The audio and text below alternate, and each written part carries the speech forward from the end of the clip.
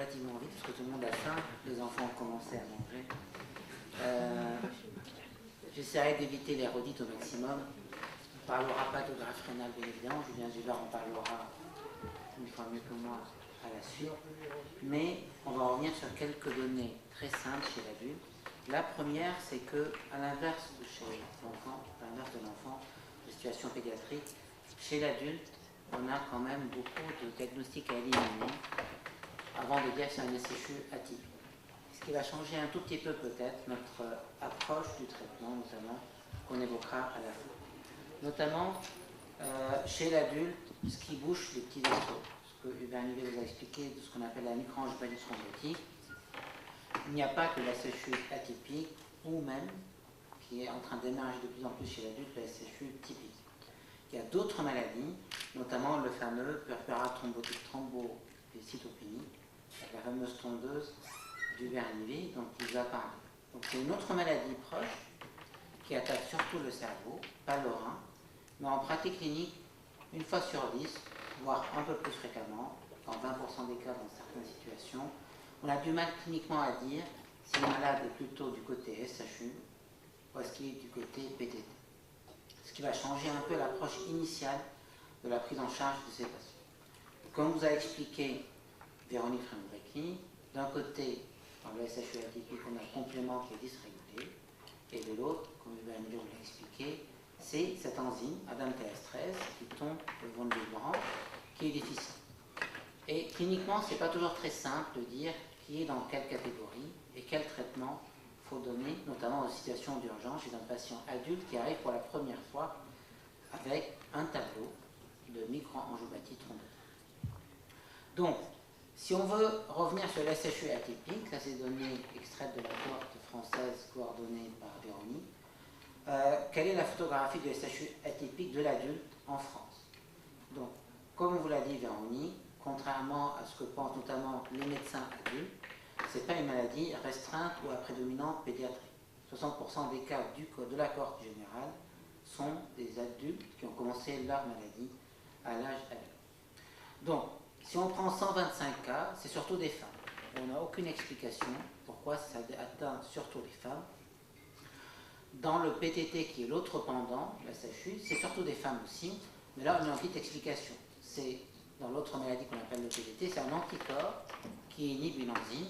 On sait que les femmes font malheureusement plus de maladies auto-immunes, elles développent des auto-anticorps que les hommes. Dans cette maladie, c'est moins clair. L'âge moyen, c'est 31 ans, c'est des hommes et des femmes jeunes, mais là aussi, comme vous l'a indiqué, ça peut être très loin dans la vie, 85 ans, sachant que toutes les anomalies génétiques qu'on peut trouver ou qu'on ne peut pas encore trouver sont des facteurs de risque qui ne déterminent pas la maladie à 100%, comme vous l'a expliqué Véronique. La deuxième chose chez l'adulte, c'est que s'il faut compter sur l'histoire médicale, familiale pour faire le diagnostic, ce n'est pas toujours rentable. C'est moins de 15% des adultes qui rapportent dans leur famille un cas similaire, ce qui rend le diagnostic encore plus difficile, y compris dans des situations d'urgence, d'accueil dans des structures d'urgence qui ne sont pas très familiarisées avec cette histoire de SHU de l'adulte. Là aussi, comme chez l'enfant, l'adulte a besoin d'un facteur déclenchant pour que sa anomalie génétique puisse probablement s'exprimer. Si on retrouve dans un tiers des cas, la diarrhée, pas forcément euconie sécréteur de virotoxine, mais toute diarrhée.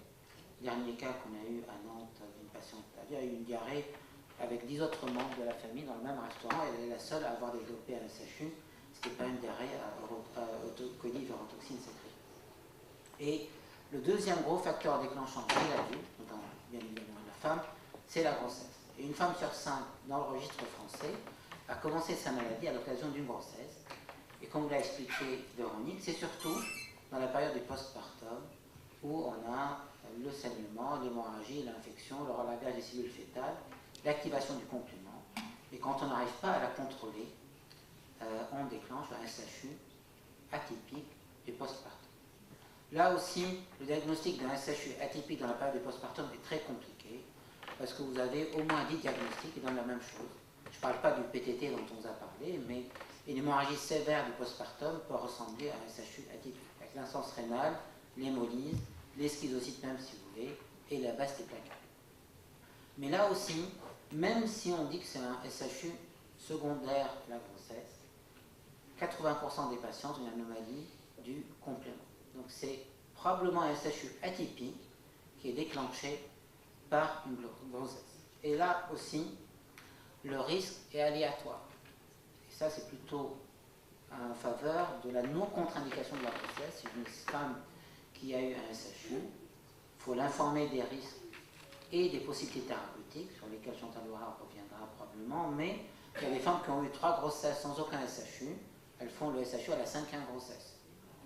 Et il y a des femmes qui ont eu 5 grossesses qui font un SHU à l'occasion d'une infection autre qui n'est pas liée à la grossesse.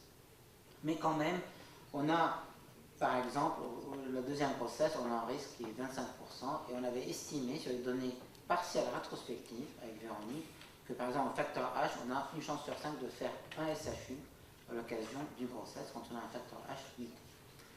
La grossesse illustre un 2e point, c'est le grand terme de SHU secondaire de l'adulte, qui est probablement un terme duquel il faut se méfier. Par raison très simple, c'est qu'un SHU dit secondaire peut rechuter, même si l'agent qu'on a considéré comme déclencheur n'est pas retrouvé. Par exemple, il y a eu des cas de SHU liés à des prises de toxines, cocaïne ou autres, et qui sont révélés être des vrais SHU atypiques.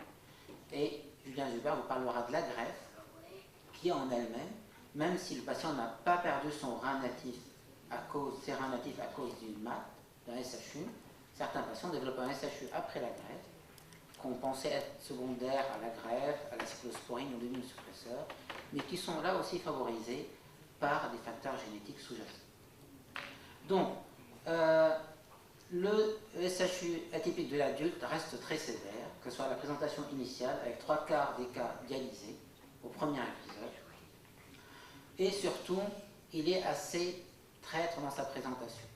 En ce sens que la présentation classique du SHU avec les plaquettes très basses, anémie hémolytique massive, destruction des globules rouges et l'insuffisance rénale au plafond n'est pas toujours complète. 16% des malades ont des plaquettes normales, avec néanmoins une biopsie rénale qui montre clairement une microangiopathie thrombotique, un tableau de SHU, avec une anomalie génétique éventuellement retrouvée après. Donc ça, c'est un gros piège, et surtout, ça retarde le diagnostic.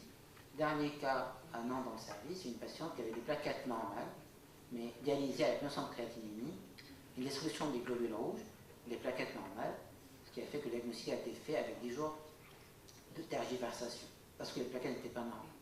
Donc, même si on n'a pas le tableau complet, et quand on est sensibilisé, il faut savoir penser à un SHU atypique de l'adulte, même si on n'a pas les plaquettes très basses, et les globules rouges très bas, et l'insens. Quel est le pronostic du SHU atypique de l'adulte? Là, les choses sont plus nettes que chez l'enfant, et je dirais avec moins de nuances. Déjà, le pronostic du SHU atypique de l'adulte est beaucoup plus sombre que celui de l'enfant. Est-ce que l'enfant récupère mieux? Est-ce qu'ils sont mieux traités par les pédiatres? C'est possible. Dans tous les cas, chez l'adulte, quelle que soit votre anomalie génétique, le pronostic rénal est très mauvais dans l'ensemble.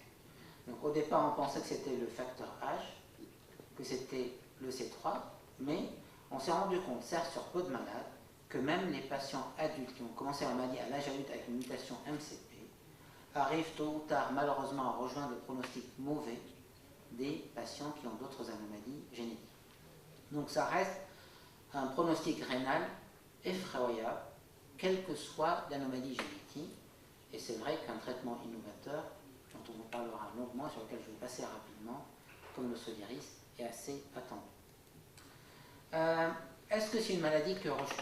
Oui, c'est une maladie qui rechute, vous le savez, il y a plein de cas qui l'illustrent, mais la première rechute, du moins dans la cohorte de l'adulte, survient essentiellement lors de la première année. Et c'est vrai que peut-être, nous, néphrologues adultes, on a parfois tendance à se relaxer un peu, notamment dans la surveillance, dans la première année, une fois que les patients sont sortis de la première poussée, avec plus ou moins de ces cadres. Clairement, le Soliris va radicalement changer le profil de rechute de ces patients-là. Malheureusement, beaucoup ne rechutaient pas parce qu'ils perdaient leur rein à la première poussée. Donc clairement, le Soliris va contrôler la maladie.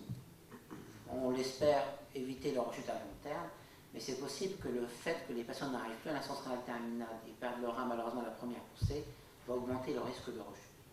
En tout cas, au-delà de la première année, ça c'est des données hors Soliris, avant traitement, quoi que ce soit, c'était du traitement par plasma. Au-delà de la première année, le risque est plus faible. Il n'est pas négligeable, il est d'un quart à peu près de risque de rechute, quelle que soit la mutation. Bien évidemment, les MCP, même chez l'adulte, ont un risque plus élevé de rechute. Donc, quel traitement aujourd'hui? Pour faire schématique, sans rentrer dans les données de littérature qui sont relativement anciennes, on n'a aucune preuve aujourd'hui que le traitement par plasma, que ce soit par perfusion ou par échange plasmatique, change radicalement le pronostic rénal de la SHU atypique de l'adulte. Bien sûr, on le fait encore. Je vous explique pourquoi on le fait encore chez l'adulte à la première poussée. La seule preuve est une preuve très ancienne, une étude prospective, c'est-à-dire ouverte, randomisée, on tirait aux gens au hasard, pour savoir si elle recevait du plasma en échange plasmatique ou un traitement symptomatique. C'est des études très anciennes. À l'époque, on ne connaissait ni le complément, ni la dame TH13. Et possiblement, ces études ont inclus beaucoup de malades qui avaient plutôt une forme PDT liée à dame TH13 dans laquelle le plasma marche bien. Mais aujourd'hui, on n'a aucune preuve non plus que le plasma change la régulation du complément. Donc, Voronich avait publié quelques données très partielles il y a quelques temps, mais on n'a pas de preuve aujourd'hui. Quand vous faites un échange plasmatique, vous allez rétablir, par exemple, en contrôle normal de la voie alterne du complément. On essaye de le faire en circonstances d'urgence, mais c'est vrai qu'on a besoin d'une façon urgente d'un traitement plus efficace pour contrôler et arrêter l'activation du complément, notamment à la phase aiguë. Donc le Soliris, j'en parle pas, Chantal Loira en parlera largement dans l'après-midi. Je vais passer rapidement. Le Soliris, on vous a expliqué comment ça marche. Je passe là-dessus. Je passe sur les données publiées. J'ai piqué ces données à Julien Gilbert. Il en parlera dans les reins natifs, mais dans les reins greffés. Globalement, ça marche bien, quelle que soit l'anomalie génétique, qu'elle soit retrouvée ou pas. Donc, je vais passer rapidement pour vous redire comment on prend en charge un patient qui arrive avec un tableau évocateur de microangiopathie thrombotique chez l'adulte, première poussée. Sans histoire familiale, bien sûr. Parfois, l'histoire familiale, bien qu'elle soit malheureuse, aide pour le troisième patient et le quatrième patient. Et parfois, on n'a pas d'histoire familiale chez l'adulte. Il arrive, il a très peu de plaquettes, très peu de globules rouges, et bien sûr, la créatinine ou l'urémie, l'urée très élevée, il est en urémie, en insuffisance rénale aiguë. Qu'est-ce qu'on doit faire? L'attitude actuelle chez les néphrologues adultes est quand même de faire des échanges plasmatiques pendant les 4-5 premiers jours. Vous dites, ils sont masochistes, voire sadiques, parce qu'on sait que l'éclusizumab marche bien. Il marche bien, certes, mais on n'est pas sûr que ce soit un SHU atypique quand le patient arrive. On doit évidemment éliminer d'autres variétés de microangiopathie thrombotique, comme le purpura thrombotique thrombocytopénique, où on sait jusqu'à preuve du contraire que l'échange plasmatique marche relativement bien. Donc, il faut éliminer aussi le cancer, qui heureusement est beaucoup plus rare chez l'enfant, qui peut déclencher, comme vous l'a expliqué, les poussées de microangiopathie thrombotique. Et il faut aussi éliminer les maladies qu'on appelle auto-immunes, le lupus, même si, à mon avis, donner l'équilibrage dans ce contexte-là n'est pas une photographe, loin de là, à la place des échanges plasmatiques. Sous cet état de cause, il faut attendre 4 ou 5 échanges plasmatiques, le temps d'être sûr qu'on n'a pas un déficit en dame TH13 et qu'on a éliminé cancer, maladie auto-immune, avec les moyens du bord. Et la deuxième chose, c'est que certains SHU atypiques, peut-être, même si c'est une minorité, répondent bien aux échanges plasmatiques. Peut-être moins bien que l'éclusizumab, mais ça reste une minorité. Et clairement, si au bout de 4-5 jours au maximum, non seulement les plaquettes n'ont pas augmenté, non seulement si les LDH, la distribution des globules rouges ne s'est pas arrêtée, si la fonction rénale ne s'est pas améliorée, il faut débuter en urgence l'éclusizumab. Probablement que le sauvetage rénal, quand on est sûr que c'est un SHU atypique, ce n'est pas une autre forme de microangiopathie thrombotique, le sauvetage rénal est meilleur avec l'éclusizumab qu'avec tout autre traitement. Donc, il faut bien sûr ne pas attendre la génétique, quelle que soit la qualité et les informations que nous apporte la génétique. L'urgence, c'est traiter le malade, qu'il n'ait pas d'anomalie génétique. On sait plus c'est tôt, mieux c'est pour sauver les reins et éviter que les malades non seulement ne restent en délice, mais récupèrent au maximum leur fonction rénale. Chantal Bora vous parlera mieux que moi du régime du protocole de traitement qui, on vous dit, une fois par semaine pendant 4 semaines, puis une fois tous les 15 jours. Chez l'enfant, l'adaptation de dose, on en discutera longuement, mais chez l'adulte, probablement, on ne fait pas attention non plus à l'adaptation de dose en disant que tous les adultes sont pareils. C'est pas vrai, ils n'ont pas le même poids, ils n'ont pas la même masse corporelle, et surtout, peut-être que le blocage du complément et l'intensité d'activation du complément n'est pas la même chez des adultes par rapport à eux. Donc il faut monitorer avec les moyens dont on dispose en routine, si on a bien évidemment monitorer, bloquer complètement le complément. Est-ce qu'il faut espacer ou raccourcir les doses, augmenter la dose? C'est à voir au cas par cas. Et la deuxième question qui va se poser, notamment chez l'adulte, c'est est-ce qu'il faut ou pas tenter d'arrêter les cuisines? Je parle sur les reins natifs. Julien Gilbert parlera des reins greffés. Personne n'a la réponse, mais je pense que patients et médecins seront tentés d'espacer, voire de faire la tentative d'arrêter. Notamment, je prends toujours l'exemple d'une patiente de 30 ans qui a fait un SHU du postpartum, qui a été traitée par eculizumab, qui a récupéré une fonction rénale normale, qui a 32 ans, au bout d'un an et demi de traitement, 2 ans. Est-ce qu'on doit la laisser encore 50 ans sous eculizumab? C'est une question qui vaut d'être posée, même si personne n'a la réponse actuelle. Et là aussi, peut-être que la génétique, l'âge, la génétique aussi, et le facteur déclenchant va nous aider à savoir comment monitorer et comment espacer éventuellement le traitement d'un patient par rapport à un autre, chez l'adulte toujours. Et il y a d'autres modulateurs du complément qui vont arriver. Certains sont pas en développement par la même compagnie qui a développé le Soliris, mais on a parlé du facteur H.